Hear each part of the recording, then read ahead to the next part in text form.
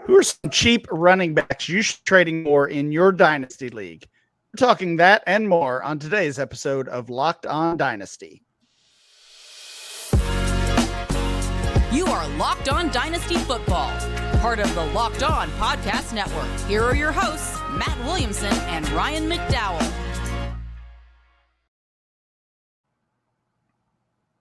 Welcome back to the Locked On Dynasty Football Podcast, part of the Locked On Podcast Network. Your team every day. Thanks for making Locked On Dynasty your first listen every day. Today's episode is brought to you by Game Time. Download the Game Time app, create an account, and use code LOCKEDONNFL for $20 off your first purchase. Last minute tickets, lowest price, guaranteed. Welcome to the show. I'm your host, Ryan McDowell. You can follow me on Twitter at RyanMC23. Joining me, as always, is former NFL scout Matt Williamson. Find Matt on Twitter at WilliamsonNFL. Matt, week 4 is just about in the books here as we start to look back at week 4, look ahead to week 5. We're talking dynasty transactions today. How's it going over there? It's going well. We got basically a month in the books. I think we know a lot more than we used to. Some teams look like they're in trouble. I think that the league's starting to take shape, but they fooled us before. You know, there's a lot of curveballs still coming on the horizon. Very true. Very true. Yeah. We've talked over the past couple weeks about the state of the running back position, so many injuries, and honestly, just some poor play from many of the players that we were counting on. And I was thinking there's a lot of dynasty teams that are probably in need of some running back help. I know I've got one of those. I had a contending team. I got Alvin Kamara back. That felt pretty good. Needed some more help and traded for Raheem Mostert. And as I looked at the top scoring running backs through 4 games, this list was certainly interesting. And I mentioned at the top of the show, these are some cheap running backs. And I really think they could be. So let's talk about some of the top scoring running backs, what their prices could be, and who we would be targeting if you had Nick Chubb and you need some help, if you had J.K. Dobbins and need some help, or if you had some of these players that you expected to not only play well but to lead your team and they're just struggling. Mostert is the top guy on the list. He's the RB2 through 4 games. I know it's hard to believe. Had a little bit of a quiet game in week 4, and honestly, kind of took a step back with Devon Achane continuing his hot streak. But Mostert still holds that RB2 spot. Kyron Williams is currently the RB3. He did not have a quiet game. Another huge game for the new Rams starter. RB7, Brian Robinson of the Commanders. RB9 is David Montgomery. And Matt, this is not even points per game. This is total points. David Montgomery missed a game and a half and is still the RB9, even in total points. Would obviously be much higher than that if we're looking at a points per game basis. And a couple guys just outside the RB1 range. Isaiah Pacheco is the RB13 and James Conner is the RB16. So 6 guys here that are, I think, relatively cheap. And when I say cheap, of course, we're comparing to, you know, the top of the list here, right? I mean, right. Even guys like Jonathan Taylor and Saquon Barkley that have disappointed, or we just haven't seen them at all yet, are still going to be much more expensive than these players. So from this list, Matt, and feel free to add anyone else you can think of as well, who would you be targeting? Who do you feel good about going forward?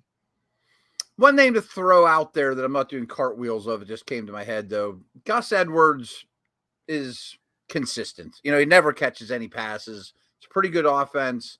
Looks like he's kind of the guy at this point for the Ravens. So I'd throw him in there, but he hasn't been nearly as productive as this list you put together, which is a little overwhelming. I mean, those 6 names you mentioned, they're all between running back 2 and 16. I'm sitting here looking at it from a redraft perspective. None of these guys were high picks at all. And even before we before the season, we could have looked at these guys and projected volume. It's just another really good indicator that I'm not sure talent at this position's half as important as volume and opportunity. But I do want to talk about some of these names. Yeah, I totally agree. And, if we know that a player, I mean, we've seen it with Zach Moss. We didn't mention his name. Of course, his role is a little bit up in the air with the news that Taylor could be coming back. But, I mean, we kind of know what Zach Moss is, right? He's been in the league for a while and had his chances in Buffalo, had chance in Indianapolis, and never really broke through and produced. So I don't think we were just wrong on the talent of Zach Moss. They're giving him the ball 25 or 30 times, and anybody that's in that role is going to produce at least up to a certain level. So I think you're totally right. Just the volume and the opportunity here is really what we're chasing. And sadly, chasing talent sometimes doesn't work out very well. Mm-mm. Who do you like from this list, Matt? I have definitely seen the error in my ways with Brian Robinson and to a lesser degree, Kyron Williams. I think these guys are pretty strong fantasy assets. And we can say this about all backs, really. I mean, as long as they hold up, Mostert and Connor have extensive injury histories. The way Pacheco runs scares me. Kyron Williams isn't the biggest guy, all those things. But is that really different than Barkley and Eckler and some of these guys we mentioned that are Chubb and Dobbins that were high picks? Of course not. So my little concern with Robinson is in games they're losing, I don't know that he's going to be a huge fantasy producer. I think he's a little more game script dependent, where I don't know that Williams is. I'm not sure Montgomery is. And Montgomery and Connor are sort of similar, but one's in a great offense and one's in a suspect offense. Yeah, very good. Looking at Robinson specifically last week or this past week against the Eagles, 14 carries, 45 yards, did get the touchdown. The week before that, got just 10 carries against Buffalo, but did turn that into 70 yards. But you're right, he's not going to be heavily involved as a pass catcher. Speaking of Brian Robinson. So if there are games where they fall behind early, that would be bad news. And honestly, there's several running backs at this point kind of in that same zone. Even Derrick Henry, we've seen Tyjae Spears' workload increase greatly when the Titans are behind. So let's check out a couple recent trades involving Brian Robinson. My suspicion is that these guys are still very affordable. Let's see if the trade finder at Dynasty League Football agrees. Brian Robinson for one of those names we just mentioned, Tyjae Spears. I really like Tyjae Spears, but if I need a starting running back right now, I think that's a reasonable price to pay. Robinson straight up for Spears, was that? Robinson for Spears, 1-for-1. I mean, Robinson kind of has an old man game, but it's only his second year in the league, right? I mean, he's not James Conner. I don't know that you're really gaining much in the way of youth. I definitely want Robinson. Yeah. Let's see. Here's another one. Brian Robinson for 2 second-round rookie picks. We love to load up on those rookie picks, especially second rounders. You can kind of stack those often and move around the draft. But yeah, this is another deal that's very fair. I will say I do see one on here, Brian Robinson and a third rounder for a first rounder. I would not be making that deal. I'm not ready to give a first rounder for Brian Robinson, even if I'm getting a third round rookie pick in return. So I don't like that one. This one I thought was interesting. Brian Robinson for Miles Sanders and a second round pick. Oh, I think I'll take Sanders in a second there. Yeah, I guess I will do. That was closer than closer than I thought it would be. One more Brian Robinson deal to throw at you. Robinson for Tyler Lockett, 1-for-1. I can't quit Tyler Lockett. I still think he has a lot of good football in him left. No. I prefer Lockett there as well. There's probably situations, if Lockett's your wide receiver 6 and you're never starting him and you have a big hole at running back, maybe I could see that. But without knowing those specifics, I want Tyler Lockett there. All right, so Ben Robinson is one target. I think most of those show that he can be acquired at a very reasonable rate. Who would be your second guy here? I know you mentioned a couple of other names. If it's not Brian Robinson, who would it be, Matt? I think Montgomery might be a little pricier, but I think he's not going to get Jamal Williams 900 touchdowns, but I mean, he's on a pretty good pace already, and he gets a lot of touches in a good offense with kind of good offensive line, and he's a capable receiver. So I wouldn't be hesitant at all to add Montgomery at a similar price. Yeah, the price probably went up after what we saw on last Thursday. Montgomery and a third rounder for a first, similar to the deal we just talked about. I would not pay a first rounder for David Montgomery. Can I stop you real quick? I don't know that I'd spend a first on anyone on this list in under any capacity. You know what I mean? Oh, no. I wouldn't either. I mean, this whole list was put together with the idea that you can get that cheap running or that running back production at a cheap price. And a future first rounder is not cheap. No. Montgomery and Alec Pierce for Jonathan Mingo in a second. Fair. I think I would rather have Mingo than Pierce, right? Oh, yeah, definitely. Yeah. Probably by a tier. But I would certainly pay a second rounder for Montgomery. I think that's fine. Montgomery for Montgomery for Jaylen Warren and a second rounder. Montgomery for me as well. So those are kind of a look at the price for some of these running backs. Maybe we'll come back before the show ends and look at some other trades involving those players. It is Tuesday, though. We need to talk about some waiver wire options. Another week, another batch of injuries, Matt. So we've got names, injury-related names that we might be seeing on the field soon. We'll get to those guys next.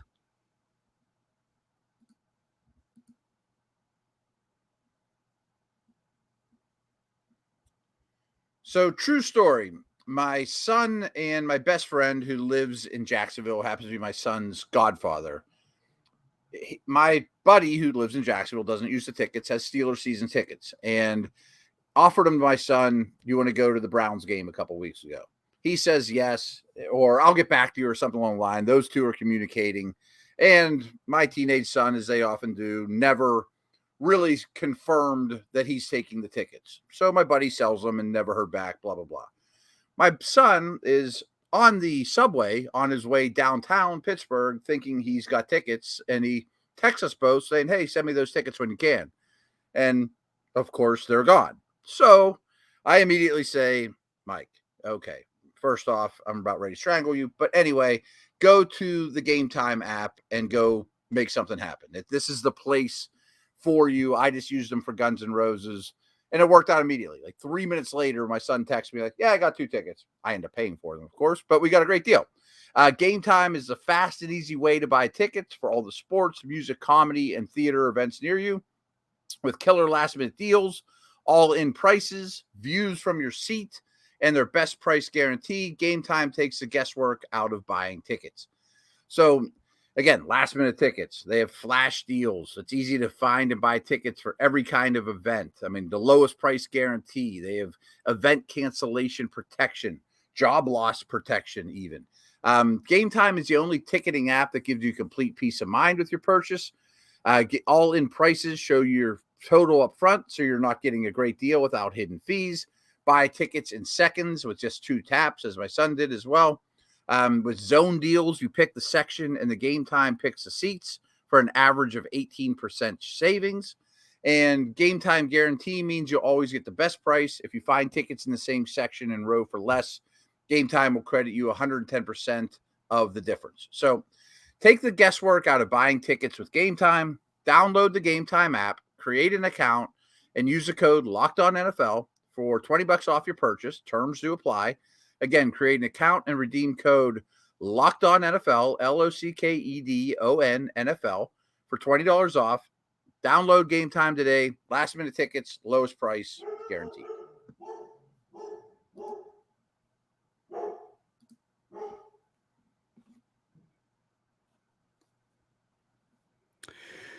Matt, the waiver wire is a little thin this week, but we've got some moves going on.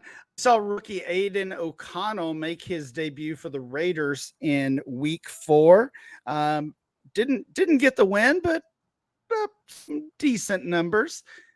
I saw some. This was just Twitter talk, but I saw some say that we should just roll with Aiden O'Connell the rest of the season. Put Jimmy Garoppolo on the bench. That's probably just frustrated Raider fans. But what do you think of O'Connell, and would he be a guy that you would be targeting in super flex leagues now that presumably Jimmy Garoppolo will be healthy? Yeah, absolutely. In that, yes, Jimmy's going to be healthy soon, but when's he going to be unhealthy again? You know, I mean, like his track record's brutal, and Hoyer's no threat, especially at his age. So O'Connell, I'm not saying he's going to be a long-term starter, but if he's a long-term number 2 / spot starter at the end of this year, / Jimmy backup, yeah, I'm interested. And I don't want to overreact to preseason, but he was good in the preseason. Yeah, it was. I think, honestly, week 4 showed us really shouldn't overreact to the preseason with the play of O'Connell and DTR over in Cleveland. O'Connell, by the way, 238 passing yards, did not throw a touchdown, did have a pick, and also ran for a short touchdown. So, that the Raiders were out of that game and got back in it late and gave the Chargers a little bit of a scare. I think we'll still see Jimmy Garoppolo. You make a good point that he's unfortunately had a rough injury history himself. Speaking of injuries, your guy up in Pittsburgh, Kenny Pickett, went out with a knee injury late in the game. Looked really bad. You and I were trading some text messages about that. If the news had come out that he had a torn ACL and was done for the year, at that point, I don't think anybody would have been surprised, but it was good news. The last I saw was a bone bruise. I've kind of seen conflicting reports. Sounds like he may not miss any time, but could miss a week or 2 at the most. What's going on with Pickett, and should we even bother with Mitch Trubisky? So, speaking of overreacting to the preseason, how about the Steelers quarterbacks? Yuck. Oh, boy. Man. But so I got the same news as you, but from several sources that are close to the team. And it sounds like, we're recording this Monday night, that he will either play or he won't against the Ravens in week 5. And then they have a bye and then he's ready to roll. So if you're in a pinch for a quarterback for 1 week, Trubisky versus the Ravens, you could be better than that, but that's probably the most you'll get out of them. Okay, makes sense. And with that bye coming up in week 6, probably also makes sense that they would be cautious with Pickett and have him sit. And as you kind of hinted at, it's not like Pickett has been very good, unfortunately. When he went out with that injury, not to make light of the injury in any way, but the announcer said something along the lines of, "What are the Steelers going to do now?" And it's like they're going to do the same thing they've been doing. And not much. Is Trubisky a big downgrade at this point? Is the real question. I just know it's not a fantasy bonanza here in Pittsburgh at the moment. So no, pretty disappointing for sure. Yeah. Another quarterback we saw on in week 4 was Bailey Zappi. Of course, we've seen this story before. Zappi replaced Mac Jones at times last year, and job eventually went back to Mac Jones. I don't think this is a long-term situation, but I mean, Zappi's probably got to be on the radar because Mac Jones is another in the line of quarterbacks who's just been really, really bad this season. Yeah, I don't have much to add to that. I'm not a Zappi believer at all, but that doesn't mean you can't see the game before long. Yeah.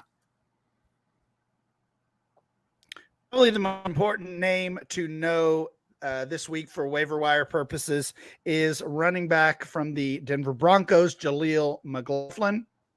The undrafted rookie came in once Javonte Williams went out with an injury and played really well in that Broncos Bears game. Sounds like Williams will miss some time with a hip injury. And this, McLaughlin ended up 72 yards on 7 carries, caught 3 passes as well, including a touchdown reception.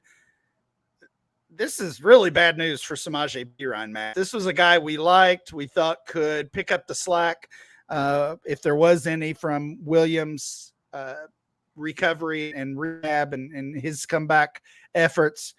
And for Williams to go out of the game and Perine to not see any role increase at all is really bad news for his prospects.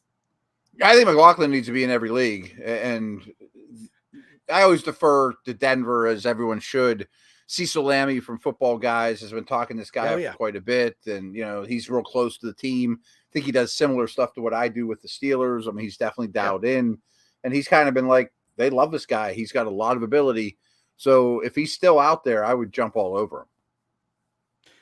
Yeah, as I said, McLaughlin certainly the top name to know for the waiver wire this week. If you're in a deeper league, I talk about my leagues, 20, 28, 30 man rosters. He's gone in all of those, unfortunately. Sure. But if you have less than 25 players on each roster, a chance that he's out there, and definitely be scooping him up.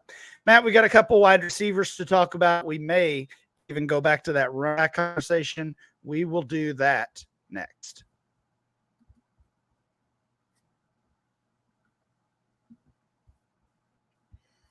So I've told you guys about FanDuel, America's #1 sports book, quite a bit, and they got some good stuff going on now, as always. Right now, new customers get $200 in bonus bets, guaranteed, when you place a $5 bet. I mean, it's really that simple. That's $200 in bonus bets, win or lose. So if you've been thinking about joining FanDuel, if you've been on the fence, I mean, there's no better time to get in on the action. The app is unbelievably easy to use. I mean, player props, over-unders, spreads, futures, et cetera, et cetera, et cetera. So please visit FanDuel.com/lockedon and kick off the NFL season. FanDuel, the official partner of the NFL.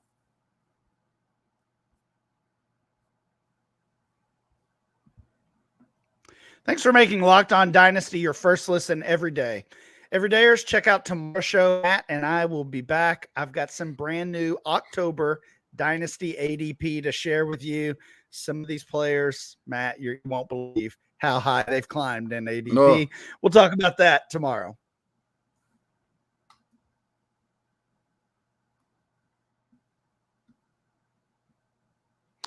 All right, Matt, let's finish up. A couple of pass catchers here to know about. This first guy is, I would say, in the same category as McLaughlin, the running back we talked about. Michael Wilson over in Arizona, the rookie receiver there, had a big breakout game. Again, if you're in a league with larger rosters, he's probably already on one of those teams. He was a third round, sometimes fourth round rookie pick over the offseason, and has earned a starting job and really been pretty impressive for this Cardinals team that's honestly a lot better than anybody expected them to be. But Wilson, a couple touchdowns on Sunday. Do you like Michael Wilson going forward? A lot. I liked him in the past, too. I mean, I targeted him heavy, as you mentioned, even mid to late third. A lot of opportunity there. I loved him at the Senior Bowl. He's a bigger bodied, tough guy, smart dude from Stanford. That, frankly, I think injuries and durability questions are why he dropped a round or two more in the draft than his talent would indicate. But he's out there playing now. He's a lot different than Rondell Moore and Marquise Brown. Who knows what kind of quarterback they add in the future, or Kyler comes back. So it's probably nowhere to go but up from here for him. Yeah, good point. I saw 7 targets, caught all 7 of them for 76 yards and 2 touchdowns. Great game from Michael Wilson there. Yeah. Another player certainly on a lot of dynasty rosters is Tyler Boyd. T. Higgins suffered that injury. That's one to watch. Sounds like similar to Pickett, may not miss as much time as initially expected. But if he does sit at all, Boyd is the beneficiary there. And then let's finish up here with the Tampa Bay Buccaneers. A couple young guys taking advantage. Mike Evans left that game early on Sunday, and Trey Palmer, Devin Tompkins, really impressive. And honestly, the Buccaneers overall really impressive. They've been better than I expected them to be. Tompkins, 4 catches, 45 yards, and a touchdown. Palmer was pretty quiet, but only 2 catches for 6 yards, but he also had a touchdown. What do you see with those young guys in Tampa? Yeah, I don't know that I'm doing cartwheels to run out and grab them. I prefer Palmer of the two. I like their offensive coordinator. You know, I mean, I think they've got Baker playing well. There's good people around them. So I'm very open to adding Bucks. I don't think this is necessarily fluky. I just don't adore either one of them. Okay. Is Baker back, by the way? I think so. Last I heard, I think he's ready to roll. Yeah. No, I mean, is he back from a dynasty standpoint? Can we trust Baker Mayfield? I guess. Tentatively. I mean, I don't think Trask is any competition for him. I kind of felt that every step of the way here. He's got 2 really good receivers. Tristan Wirfs, a good coordinator. Yeah, I mean, super flex, I guess he's quarterback 25-ish, you know. Well, I mean, I think we talked about the quarterback play has just been so bad, right? I mean, we saw Ritter on Sunday morning. Horrible. He's been terrible. And I mean, Matt Jones, another one, like it's just been so bad. And Baker Mayfield has been in that group of bad quarterbacks in recent years, but this year he's better in all those good. But, yeah, the Bucks are 3-1. This is a team they were talking about as rebuilding and, you know, in the range for getting a top 5 pick and a quarterback of the future. And they're closer right now, obviously very, very early, but they're closer right now to the playoff hunt than drafting their future starting quarterback next year. Oh, they very well could win that division. I mean, I think they're a legit team with a legit quarterback, to answer your question. Yes. Okay. Certainly better than the Zach Wilsons and Pickett. I mean, I'm not sure I'd trade him for those guys in Dynasty, but I mean, in terms of starting them this week, I would. You know, Ritter's bad. Maybe better than their opponent this past weekend, Derek Carr and the Saints. Carr has not been very good himself. I don't think he should have been out there this week. Yeah, that's going to do it for today's show. Please make sure you download and subscribe or follow for free on YouTube or wherever you get your podcast. Remember to follow the at Locked On Dynasty. Follow Matt at Williamson NFL, and I'm Ryan, MC23. We'll be back next time with more Locked On Dynasty.